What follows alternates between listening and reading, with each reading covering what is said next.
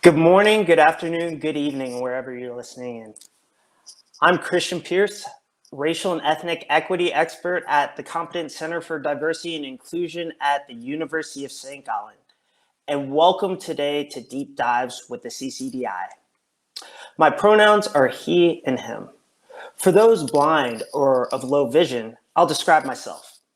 I'm from the United States and am medium skin tone African American. I have brown eyes, short black hair, and a beard. Today I'm wearing a white button-down shirt, and behind me is a painting of the beach. Deep Dives are online sessions offered by the Competent Center for Diversity and Inclusion from the University of St. Gallen. These online sessions focus on important diversity and inclusion topics from a Swiss perspective. Today's talk continues our deep dives for 2022 and is titled 2 Years After George, the Impact on Businesses. For today's talk, I will be the overall moderator and am joined by Nicole Niederman, my colleague from the CCDI. Nicole will be moderating your comments and questions on LinkedIn.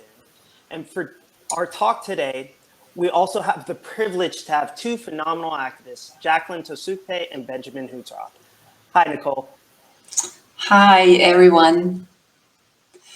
So I also quickly introduce myself. For those blind or low vision, my description here. So I'm Nicole. My pronouns are she, her.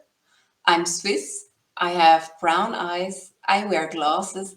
And I have shoulder long brown hair, which is now tied to a ponytail. I'm wearing a mustard yellow blouse and I'm in home office, and my virtual background is, a small green plant. Thank you very much, Nicole. It is my pleasure to now introduce you to Jacqueline Kosiva Tosupe. She is the Diversity, Equity, and Inclusion Specialist for UBS Switzerland, and she covers a wide range of DE&I topics. Her passion for DE&I in the workplace was profoundly shaped while serving as the first female police officer of African descent in Zurich. She holds a bachelor's degree in criminal justice and a master's degree in international affairs. Over the past 10 years, she's worked for NGOs, UN agencies, and the Swiss Federal Department of Foreign Affairs in New York, Pretoria, and Paris. It's also really cool because she founded a diversity consultancy, blog, and startup, which she ran for 4 years before getting to UBS, known as K-Securix. In her various professional roles, she supported and led large-scale projects in human security, education, development cooperation, and diversity management. She was born in Accra, Ghana, but raised in Zurich and considers herself a second-generation Afro-Swiss woman. Welcome today, Jacqueline. Thank you very much, Christian, and also hello, Nicole. My name is Jacqueline Tosuke. My pronouns are she, her. I would also like to describe myself for those blind or with low vision. I am a Black woman with brown blondish braids. I'm wearing a white blouse, and behind me is a white wall as a background. Thank you for having me. Thank you very much, Jacqueline. I'll go ahead and introduce Benjamin Hutroth as well. He has Nigerian-German roots and was born in Berlin, Germany. After Benjamin completed his apprenticeship as an event manager in 2005, he moved to Switzerland. Benjamin has over 15 years of experience in the event, marketing, and hospitality business, working for such companies like Hyatt Hotels, the Worth Group, and Credit Suisse. In 2018, Benjamin joined Google's talent engagement team, where he manages Google-hosted events and the presence at externally organized conferences to build a strong pipeline of great talent and to grow Google. He is married and a father of one child. In addition to his core role at Google, he is also on a steering committee and the founding member of the Employee Resource Group, or ERG, known as the Black Googler Network, or BGN in Zurich, and a strong advocate of diversity, equity, and inclusion. Welcome today, Benjamin. Thanks, Chris, and hi everyone out there. So, hi, I'm Benjamin. My pronouns are he and him. Thanks for having me today. For those of you who are blind or low vision, I'm going to describe myself as well. So I'm Afro-German. I have brown eyes, short black hair, and a beard, and I'm wearing a white T-shirt today. And behind me is a dark curtain. Thank you very much, both of you, for taking the time to speak with us. With that said, let's talk about today's session. Each speaker will be discussing two overarching questions, each for 10 minutes, first from a personal perspective and later from a more professional perspective. Upon conclusion of these discussions, we'll open it up to a question and answer period featuring your questions. Now, with that said, throughout today's session, feel free to type any questions, comments, or thoughts you may have in the LinkedIn comment box, and we will address those later. Let's go ahead and take this deep dive together. So, 2002 marks the 2-year anniversary of many tragic deaths that gained international coverage. Ahmaud Arbery, Breonna Taylor, and George Floyd. Sorry, I'm getting emotional as we talk about these and the trauma behind them. Specifically, the murder of George Floyd sparked international protests, and many multinational corporations made statements of solidarity and created initiatives in support of people of African descent. As we reflect on the past 2 years, have businesses really progressed with these initiatives and remained committed to fighting racism? And if so, what impact have they had? Jacqueline, I'd like to start with you. Given your personal experience, over the past 2 years, have you seen an increase in anti-racism in Switzerland? And has this movement created a safer, more equitable and inclusive environment for people of African descent in this country and in the greater DACH region? Thank you, Christian, very much for this introduction. So to answer this question, I have to provide a bit of background information. So during that time in 2020, I was living in South Africa, working for the Swiss embassy. And I remember that the murder of George Floyd became also a very important topic of discussion and reflection in our workplace, at our embassy. And it was really the first time, and I grew up in Switzerland. I've worked mainly also for Swiss-based companies. I was able to talk about racism and discrimination in a Swiss work environment. So this experience was very eye-opening for me as well, that companies started to talk about it.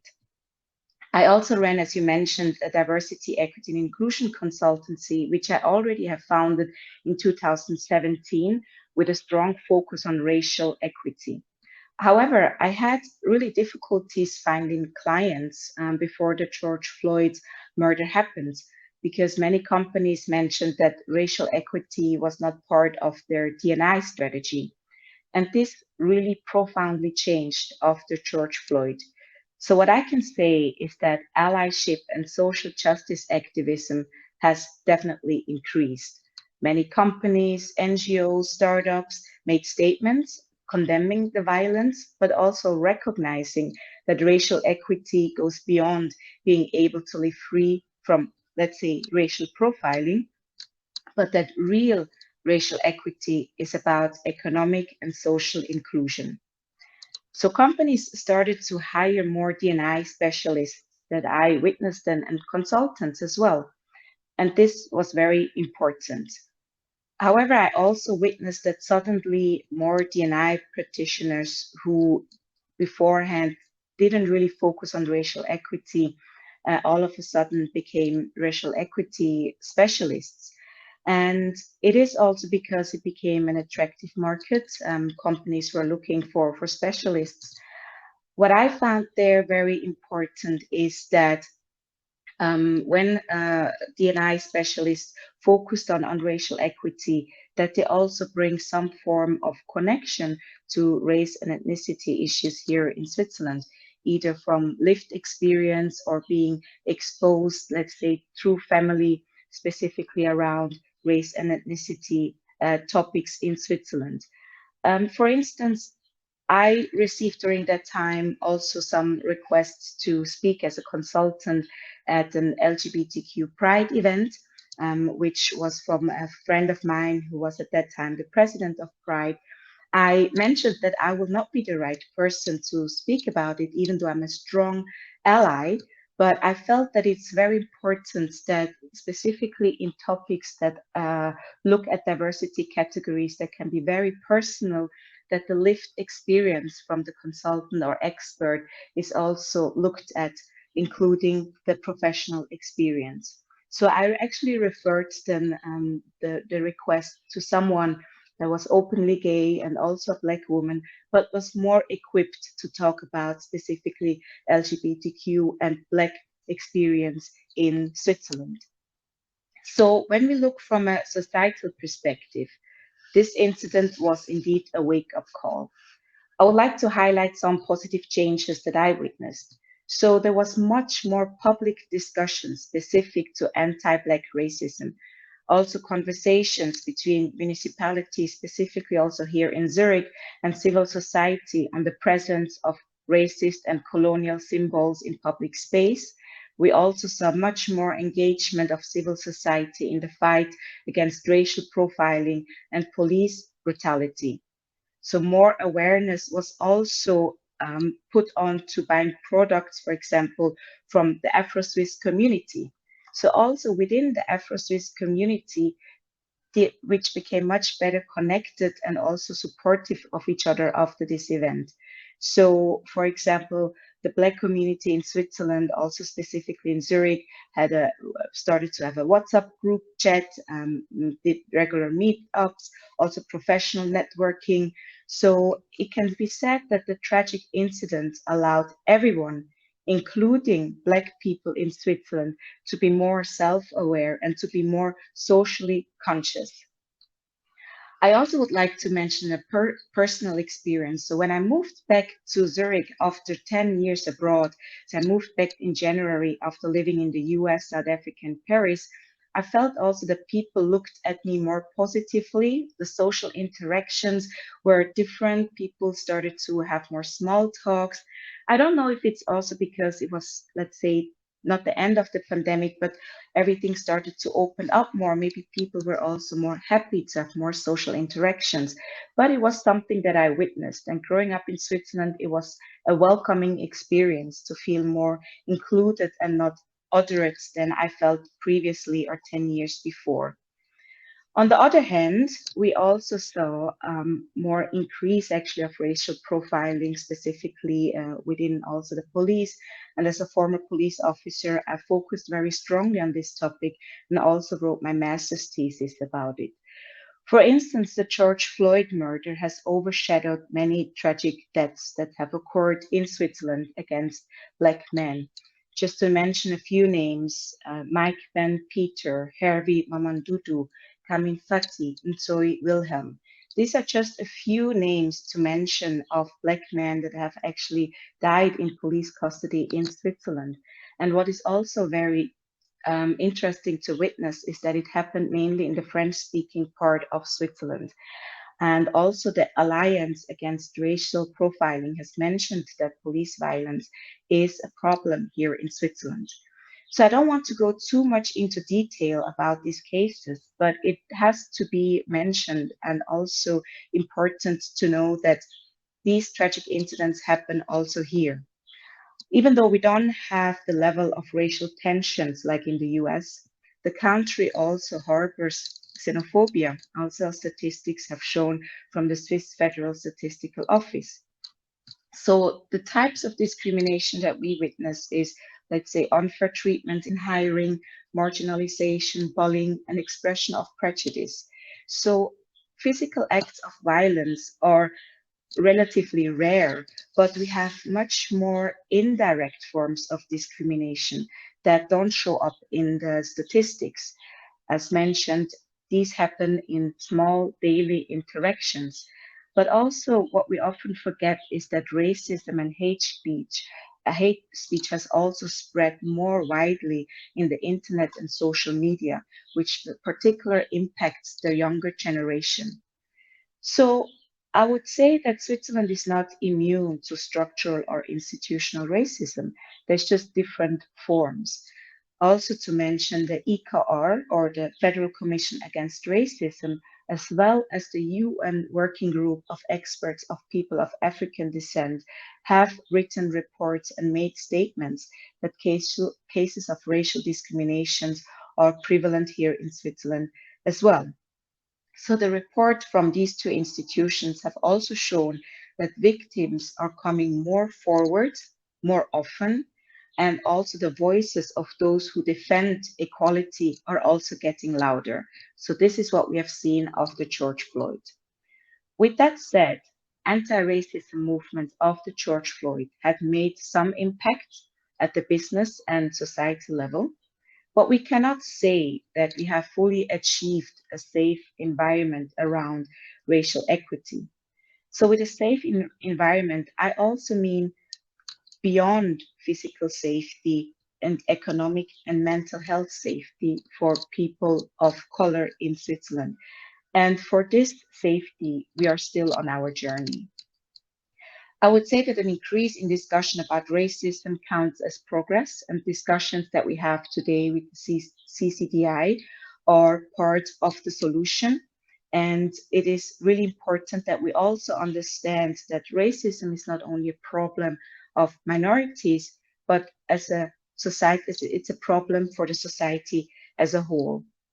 And as much as possible should be continued to be addressed and to discuss, and that we understand that racism exists in Switzerland, and that we have to have open and frank discussions and conversations to address the challenges, and also to provide and find sustainable solution to really be focusing around inclusion. So this is for the first part, my contribution to this, and also the answer to your question. Thank you very much, Jacqueline. And I want to reiterate something you brought up, the fact that there have been deaths in Switzerland, that police have killed Black men in Switzerland. So when we look at it, it's not just an American problem or a UK problem or a Brazilian problem or a South African problem, that it is a problem here. And we need to remember those names as we fight against racism. I really appreciate your points. And transitioning now to Benjamin, given what Jacqueline has said and your personal perspective, over the past 2 years, have you seen an increase in anti-racism in Switzerland? And if so, has this movement created a safer environment for people of African descent in Switzerland and the greater DACH region? So thanks for the question. And first of all, I need to say that I can echo a lot of what Jacqueline just said. She touched on very, very important points. I also agree that, yes, there is more awareness around this topic, and certain issues are definitely now discussed more openly. But I haven't really noticed I would call it a massive change when it comes to real racial equity, which then would mean an increased economic and social inclusion, as Jackie has said. And I think that is what we need to focus on, acknowledging the issues and raising awareness, educating people, which then should let them take action and driving profound change.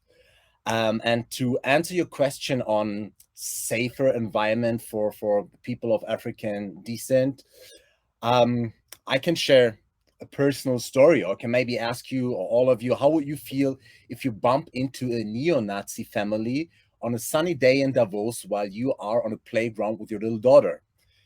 Because that's what happened to me, and it's definitely not. It was definitely not a feeling of safety.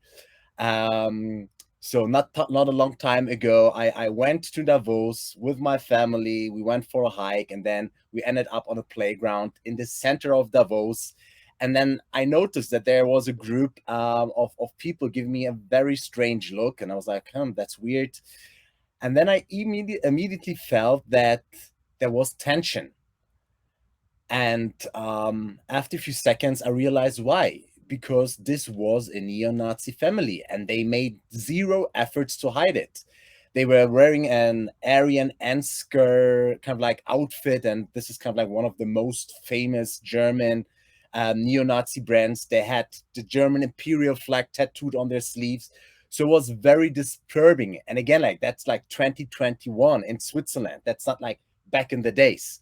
And I was just starting to ask myself, especially as a father of a child, what do you do and how to protect, how should I protect my family if the situation escalates? And I also asked myself, like, how can it be that this is accepted in our society? They are openly xenophobic in Davos, the place where the World Economic Forum happens, and no one is doing anything against it. Luckily, nothing happened in the end. But I must say that this experience showed me again how the reality in 2022 for people of color in Switzerland and many other countries look like. So I think that's just like one personal example, and why I think it's not way safer, or nothing has kind of like really changed. I'm like it's just like also disturbing for me to observe how often I'm getting stopped by the police or border guards if I'm alone in my car versus if I'm with my white wife or my family in the car. And it's just kind of like you can see what's going on, because this is racial profiling, especially if I'm alone or with friends, people of color, then it's maybe sometimes even worse.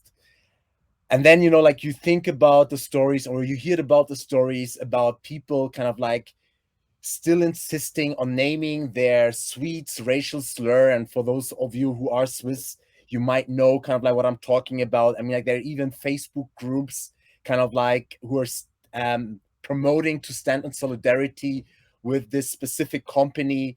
Then you know that there's still certain buildings, especially in Zurich's Old Town, which are kind of like named or using names which are discriminating against others. So to summarize, I don't think it's safer or got way better. Yes, I've observed an increased awareness of non-people of color. More people are standing in solidarity. Some companies made commitments to fight racial equity, to fight racial injustice and and to basically stand for racial equity after George Floyd's murder. But so far, I haven't really noticed a huge change. Maybe it's because many people think that racism is a US problem only. And Chris, you touched on it. No, it's not. It's something which is happening here, which is happening in Germany, which is happening across the world. And yeah, I think that's basically my answer to your question. I hope I touched on all of the points you wanted me to touch on. You did. Thank you very much, Benjamin, and for taking the time to share that personal example as well, which I can empathize being in that situation, and I'm happy that you came out safely. I mean, encountering neo-Nazis. And you bring up another interesting point when we talk about awareness, that things may not have necessarily improved, but society in Switzerland may have become more aware of the racism that does exist in this country.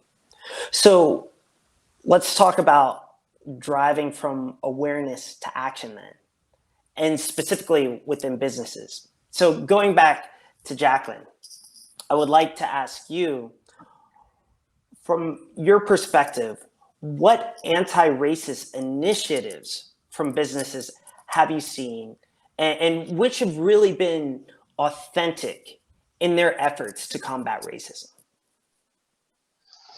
Yes, thank you very much, Christian, for this question as well. So I will first start with the general business level from companies or also from the previous work that I've done as an independent D&I consultant, and then also mention some initiatives which I find very impactful that UBS has implemented. So from a general business level, I would say that there are about 6, 7 steps. So the first one is to really have a D&I strategy that focuses on a wide range of diversity categories. So we have seen in the past that also today that a strong focus is on gender, LGBTQ, also people with disabilities getting also more importance, but there's also so many more other diversity categories that are kind of being sidelined. And if a company really wants to have a holistic D&I strategy, we have to look at all D&I categories, diversity categories. That also includes race, that also includes generation, that also includes many, many more that I've not mentioned yet. But this awareness is very important. Then also, it's very important to work closely also with employee networks, specifically if it's a larger company, then to nominate diversity champions and ambassadors. They're always very good to have kind of hold the company accountable and also following up on some action points. But also very, very important is to allocate enough funding and resources. As long-term sustainable D&I strategy cannot succeed without the adequate funding. And also working with external diversity consultants and partners. I found this very important because external consultants can also bring kind of an independent view and also a good insight on market research and let's say a comparative approach.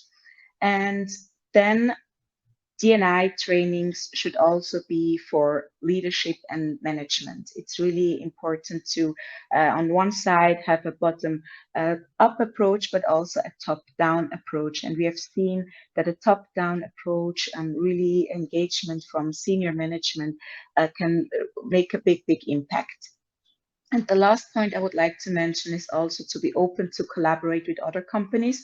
In my previous role as an independent consultant, I've also worked on an intercompany collaboration where different companies came together and discussed about how they have implemented D&I strategies, how they support their employee networks. And I think this exchange can be very helpful among companies in Switzerland to also be open and transparent and share best practices. So when we look at UBS specific, as we know that UBS is a global firm and we also have a strong presence in the USA. So the tragic events were also very relevant for its headquarters here in Switzerland. When George Floyd happened, the UBS Group Executive Board members sat together with our ethnicity-focused employee network called Mosaic to discuss about the tragic incident and how UBS can better support Black and Brown employees, and also to develop a long-term ethnic diversity agenda. So this is one step where UBS really focused on engaging the employee networks and listen to what needs to be done and what can be done. So the three focus areas for improvements were really about, the first one is investing in our ethnic minority population. So this really means taking action steps in regards to recruitment, mentoring, but also career progression, specifically for ethnic minority talents, and to ensure better diversity representation within senior management. Then the second point was also to improve the culture and focus on race and ethnicity awareness and its implications. So understanding the ethnicity challenges in Switzerland through discussions, workshops, but also with education modules. And the third part was to have accountability and transparency. So if we implement changes, we need to also be able to track it. So UBS has introduced in Switzerland a way to capture ethnicity data. And the Ethnicity Self-ID initiative in Switzerland, which UBS already does, in fact, in the UK and in the USA, but it's new in Switzerland, aims to assess the current situation regarding the ethnic composition of our workforce and to monitor progress and around increasing ethnic diversity and equal opportunities in all areas and at all levels within UBS. So I would like to provide a few very good initiatives which I find very impactful. And these are, the first is a reverse mentoring program. So the reverse mentoring program focuses on in a rank is a junior employee who actually mentors a senior leader. And the topics are around experiences of being an ethnic minority within UBS and discussing also business relevant ideas and strategic improvements for action points to make UBS more inclusive. Then also race and ethnicity trainings and workshops, which are provided also by external experts. And there we really go deep into terminologies such as microaggression, unconscious bias, and also provide information on how to prevent them, how to address any forms of discrimination that can be witnessed in the workplace. Also inclusive leadership trainings, and these are specifically for senior management, and it's part also of the career development for line managers to learn how to actually lead inclusive teams. And the workshops there focus specifically also around self-awareness, testing your own biases, and also reflecting on our own privileges and how it can impact or positively or negatively our career progression. So we also provide a specific trainings programs, and these are very important and very impactful. And the last point is the support to our employee networks. Um, the employee networks that I mentioned called Mosaic, which is a race and ethnicity focused employee network, really appeals to employees of all heritages, ethnic backgrounds, but it is about connecting, growing professionally, discussing about challenges and opportunities, and how to make UBS appealing and inclusive for ethnically diverse talents. And since I've joined UBS and also worked closely with Mosaic, I've really seen that how essential such networks are. And we really support, and I encourage also global companies to support networks with strategic guidance, but also with budget and recognition. So to conclude, after my return from the US, South Africa, and France, working in very multicultural and diverse environments, I was really looking for a company that can also provide, let's say, this diversity, but also focusing on inclusion. And the various initiatives, specifically from UBS now, really were appealing to me. And I feel those are excellent examples of what companies actually can do in Switzerland. And there is a lot of room for improvement for many companies based in Switzerland. And it's about taking actions, allocating sufficient funds, and focusing on long-term sustainable projects that are always reviewed and also reevaluated on a needs assessment. And these steps are the steps that I consider are authentic efforts in regards to anti-racism in businesses, and also to create a culture of belonging at the societal, but also the financial level. Awesome. Thank you very much for those points, Jacqueline. You brought up a number of great things that UBS is also doing and a few themes that I really want to highlight. One, collaboration among companies. We're all fighting racism and creating a more just and equitable society. So being collaborative rather than competitive in these efforts is important. The other, external consultants. So if you're watching today and you're wondering, what can your organization do? Reach out to us at the CCDI. We'll be there to partner with you and make sure you come up with a long-term sustainable strategy to make your organization more inclusive, equitable, and anti-racist. With that said, before we switch to Benjamin, just one quick thing. If you're watching today and you have any questions, comments, or thoughts, like I said at the beginning, feel free to include those in that LinkedIn comment box as we get closer to the Q&A. So with that said, Benjamin, what anti-racist initiatives from businesses have you personally seen, and which have really been authentic in their efforts to combat racism? So maybe in general, I can say that there are definitely some efforts companies have taken to combat racism, mainly global companies. Some companies also announced their action plans and initiatives after the murder of George Floyd and the spark of international protests. I think the question we need to ask ourselves, what has really happened since then?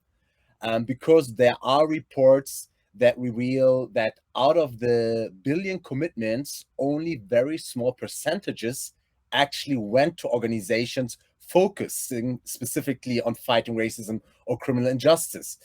So it turned out that many of these commitments were more kind of like performative actions. Supporting the Black Lives Matter movement became hip, similar to turning your company logo into rainbow colors these days. So I think there are some kind of like negative examples, but then on the other hand, there are also kind of like a few companies that really took action, starting from supporting Black-owned businesses, setting a strong focus on hiring a diverse pool of talent, educating their leadership on diversity, equity, and inclusion, or also launching advertising campaigns with a diverse group of models. Some kind of like examples I have, for example, Barbie launched an initiative where Barbie and Nikki are talking about racism. And I think this video, it's on their YouTube channel, is translated into 15 languages or so. And that's so important, educating your customers, educating children, educating their parents. That's so impactful. And I think it really showcased that they do care. I'm like, after I saw this, I was like, okay, cool. I'm going to buy a Barbie doll for my daughter. And I also bought a Ken in a wheelchair. So I think that's great to see. Then there's Netflix, for example, who supports movie productions to ensure that all people who are watching Netflix can also see themselves in the content they are streaming. Or Google Maps, for example, in the US, they support to find Black-owned businesses, which then helps to empower these businesses economically. And I can also see that there are multiple companies out there who are supporting the employee resource groups. And that's something which Jackie already touched on, So I know that Zalando has their own Black ERG. Adidas has their own ERG. Then you have, for example, Ernst & Young, Credit Suisse. And I used to work for Credit Suisse. And back in the days, I wasn't really convinced by their DI efforts, because DI always meant gender and maybe having a truck at the Pride Parade. And I know some people who are still at Credit Suisse, and I'm very happy to see how things have changed at Credit Suisse, because they also founded their own ERG. So there is progress, things are happening. It seems to me that especially more companies who are based in the US or who has kind of like headquarters in the US, that they're taking actions. Maybe one reason for this is also the lack of not having enough data. And I think in the US, you are allowed to collect VSI data, you're allowed to collect ethnicity data. This is slightly different in our region, in Europe. And yeah, sometimes it's like, if you don't have data to prove that there's a problem, then many people think there is no problem. So yeah, and I think in Europe, as far as I know, there's only the UK and Ireland, if I'm not wrong, who are collecting these data. So you can see more initiatives driven from UK-based companies, because it's easier for them to showcase that there is an issue, and the communities are stronger because they can prove we need to do something. Yeah, so I really hope that across the board we're able to collect more data. I hope that businesses are investing more in anti-racist initiatives. I hope that these initiatives are driven or co-driven by members of the communities who are impacted by racism, because, and that's something Jackie also mentioned, it's so important that you have someone who's part of the group kind of like contributing to driving the change because they know what they're talking about.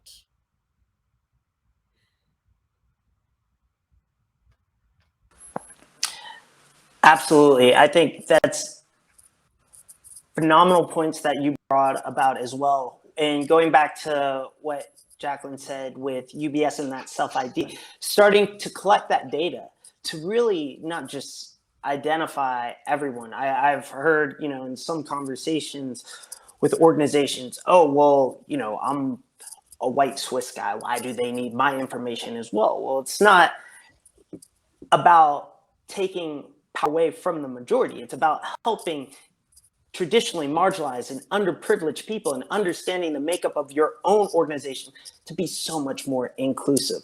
So I think the complementary perspectives that you both brought are extremely powerful.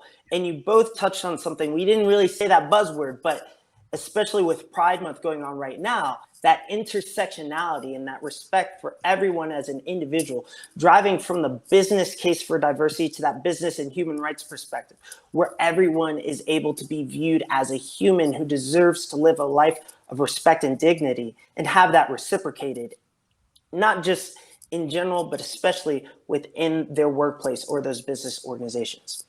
Now, with that said, I'd like to open up the question and answer portion. So if you're listening today, feel free to type in the chat any questions you may have. I personally would like to start off with a question to both of you. And, it's something that's been on my mind. I've had to hold back tears with what you were saying and think about George Floyd and Enzoy Wilhelm and all of this trauma that is faced by the Black community, especially in a country like Switzerland, where we have what can be perceived as what Noemi Michel calls that raceless racism. So for allies who are listening in today, when we talk about racial fatigue or this racial trauma, what advice would you have for those allies to be supportive of, first, their colleagues of African descent, but then as well, any person of color or someone from an ethnic underrepresented group or minority in Switzerland? I can jump in maybe here. I think what is so important to me also in my work, and I would encourage everyone who's watching today to center everything they do in this space around the Nauvoo approach. And Nauvoo stands for nothing about us without us. So it's basically something Jackie brought up, I brought up. It's basically, it communicates the idea that no initiative should be decided by any representative without the full and direct participation of members of the group affected by that initiative. So basically, it's like, if you want to be a true, authentic ally, ensure that you're going to provide a seat at the table from day one on.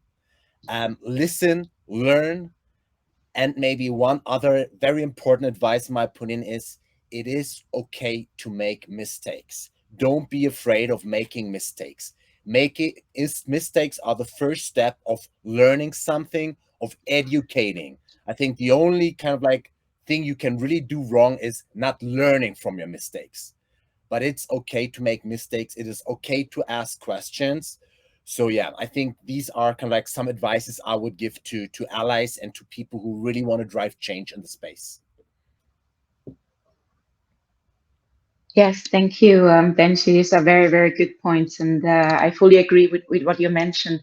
To add to that, I would also mention self-education. I think is very, very important, and something that I realized when I had discussions that oftentimes people say, well, I don't have any Black people in my environment, or I don't know any Black people. And I feel like nowadays with the internet, there's so many resources that people can read, access. There's a lot of information. There's also a lot of Swiss movies around actually being Black in Switzerland. One is called Bounty. Another one is called Je suis noir ou être noir en Suisse. and it's actually also available on YouTube. So there's a lot out there for self-education. And also I had to do a lot of self-education, for example, when I was living in the US, and there I was learning a lot about Asian American experience in the US, and that's where I really dig, read, research, and this was for me very important, specifically also in the work that I am doing, and information is out there. So the second point is also to attend cultural events in Switzerland. So we have a lot of events, Afro Kingston, Caliente. So I feel the cultural immersion to really see the diversity that exists in Switzerland is very important, because when you go to these events, you then all of a sudden see how diverse Switzerland actually is. And I think it's an excellent opportunity to exchange, to meet new people, and to also celebrate and honor the rich diversity we have here in Switzerland. So these are the 2 points that I would consider allies can do.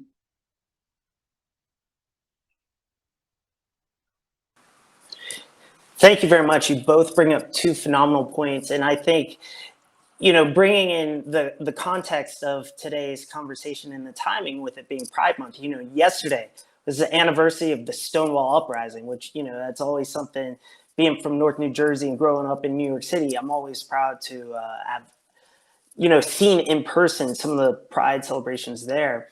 But with that self-education, there's so many people during this month even who in Zurich went to Pride Day last weekend, but they don't realize the inception of it or the intersectionality of it and who really was behind that drove that. So for those of you in the audience, I don't want to tell you more, but if you haven't looked up the true history behind the Stonewall Uprising and that intersectionality that created that movement that is now being internationally celebrated, I encourage you to go look that up. Now, with that said, Nicole, I think we do have a question from LinkedIn. Yes, yes, definitely. And first, actually, a very positive and appreciating comment from one of the listeners. So the person is really Alice Koenig is thanking to both of you for the openness and the sharing of the personal experiences. I personally also feel those personal experiences, they really stay and make it much more tangible for somebody that is not, experiencing this. So thank you there. And then obviously there's an interest in those resources that were mentioned. So the two movies, Jacqueline, that you mentioned. And I'm sure we can find a way to share the links to these movies via LinkedIn, but also afterwards on our CCDI website, where we have all the information about this deep dive session. So we'll definitely do this. And apart from that, currently there's no other question from the audience.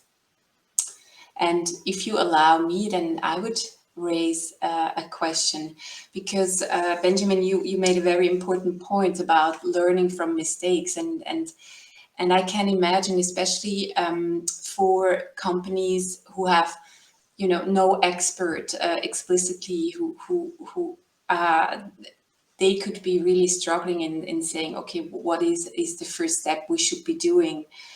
And there, I also know that when UBS started this self-ID initiative, for example, I think there was also, quite some turbulences and also some negative reactions. And maybe, Jackie, you want to elaborate a bit on the learnings you took from there, and something maybe you can give back to other companies who are maybe, in a similar situation. Yes, of course. Thank you very much, Nicole, for this question. So, yes, I'm aware that there was a backlash regarding the self-ID. I would say I feel there was a lot of misunderstanding in the beginning around what self-ID is and what actually the objectives are. What I can say is that through a lot of research that has been done, is that we see it has been done on a country level, but then also company levels, that countries or companies that are not colorblind in that sense, that take color as an important aspect in their diversity initiatives that look at the ethnic and racial diversity have shown to be more successful in their D&I strategies and more in regards to ethnic and racial inclusion. So we do see that actually tracking ethnicity data can help to implement better long-term policies. So it's actually similar with the gender. We do track gender data in Switzerland also very strongly, and we do see an improvement. So those companies that look specifically at gender data and also implement reforms are more successful than those companies that don't do it. So that is exactly the same with race and ethnicity. We cannot measure what we can't track. So having data to assess the situation and how we can improve is fundamental to actually for long-term sustainable strategies.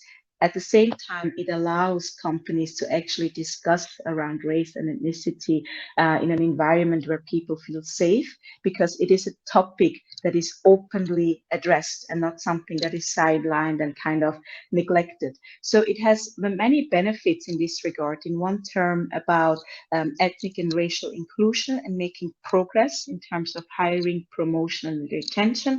And the second point is that it allows the company and employees to actually openly discuss about race and ethnicity without feeling that they're being gaslighted or not taken seriously, because it is a topic and a part of the D&I strategy.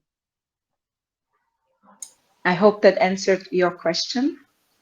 Yes, I think that really makes makes the point very, very strong why it's worth doing this. Thank you very much, Jacqueline. Benjamin, have you got anything to add to this? Because you also mentioned, collecting data is important. Yeah, I think as already kind of like touched on, I think what is important is also like to explain people the why. Because I mean, there are many people out there, there's no bad intention, but like if you start collect data, if you start kind of like driving initiatives, I think you should really explain to people the why, and I think that's something where a lot of companies maybe kind of like were too enthusiastic kicking off initiatives because it was about time without explaining the importance of it and the processes and so on. I think that's just like something I would maybe add. Otherwise, I think Jackie touched on everything and why it's so important. And maybe another thing I would like to bring up, and it's not direct and it's not related to your question, but like one thing I would just ask the audience, because I think we have still a few minutes left, but like unfortunately there's no kind of like real life interactions, only the chat. But I would like to encourage everyone who's currently listening to us, just thinking about like, what can you do to drive change? And that's within your workplace, but that's also maybe within your friends and family, like ask yourself, when you're leaving this event today or similar sessions, what can you to contribute to drive change? What can you do to support people, to be an ally, to do the right thing, in my opinion? Because I think it's always great to have these sessions, but I would like also, it's always good that people are taking action. So I think everyone in the room can maybe think about, okay, what is my commitment? And don't think about big things. Like sometimes you have to go slow to go fast, but do something, that's just like something I want to encourage the audience while they're still listening to us. Yeah. I can fully support you with that. Many thanks for making this reaching out to the audience. It's a clear call to action, and it shows really that we as individuals we have to take action in our daily lives and cannot just rely on big programs, on companies, or even the state on this topic. I'm watching the time.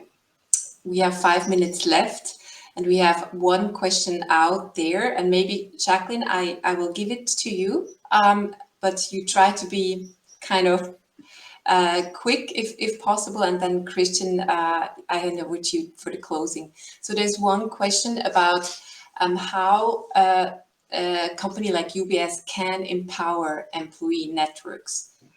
Have you got some tips there?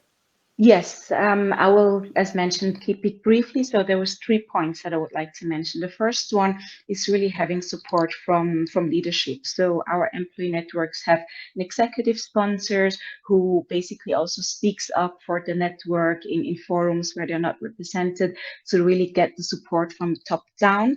Then the second is provide advice and support, listen to the employees in terms of what they need. It can be around career progression, internal mobility, also policies that need to be reformed, and really listen on what are the needs. And the third one, I know you mentioned with less resources, but a small allocated budget should be feasible to also help networks to organize events, organize new initiatives, have external consultants participating in specific initiatives. So these are really the 3 points that I would say: executive sponsor, advice and support, and budget allocation. And can I add something? One thing I think what is important, don't expect the employee resource groups or the kind of like steercos to do this on top of their core work. So I think it's also providing the freedom, or tell people this is part of your job, because at the end of the day, they are contributing to the company's success. So don't expect people with like a full-time job to do ERG work on top, so that they're going to end up with 120% job, you know. I think, and that's something which I'm really thankful for at Google, you know, like if you're taking on these type of roles, then it's part of your core role. And I think that's the next important thing. Think about recognition. Recognition can be, of course, monetary. It can be, I don't know, like maybe an additional off day, whatever. So it's not always, support is not only kind of like financially support. It's important, but not only. So I think ensure that people getting recognized for the work, and I don't expect them to do this on top of their core role.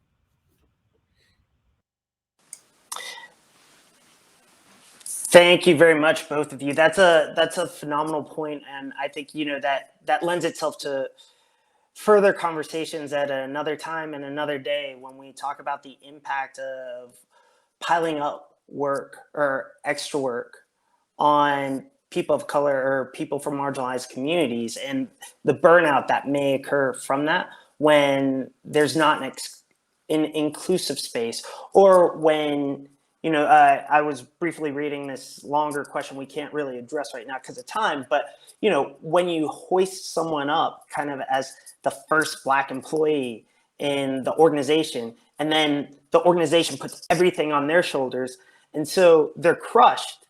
You know, they're dealing with the double consciousness of having to fight racism within the organization, but deal with it at the same time, and then possibly falling into tokenism as well. Like I said, these are conversations and questions for another day. Unfortunately, I wish we could spend more time here, but with respect to our awesome speakers and to you at the audience, I would like to start to conclude this, which is our second in 3 online sessions for this year. So specifically, Jacqueline and Benjamin, thank you very much for what you do on a daily basis, but overall with your long-term strategy to create a more equitable society in Switzerland and fight racism. I'd also like to thank my colleague Nicole and Aida German, who's behind the scenes running this to make sure that you can view it all. And thank you for listening in and continuing the fight against racism. If you're looking for support, if you're one of those organizations that feels you might not have the resources like a UBS at this time, or maybe you are the size of UBS and you're looking to be more anti-racist, contact us at the CCDI. Let's join together to make not just Switzerland, but the overarching DACH region and the world a more anti-racist, more equitable, and just place for everyone. So with that said, my name is Christian Pierce. Have a phenomenal day. Enjoy the rest of Pride Month and continue to fight against discrimination. Thank you. Thank you very much, Christian and Thank Nicole. you all. And thank you, Benji, as well. Bye. Everyone, Bye, thanks for everyone. tuning in.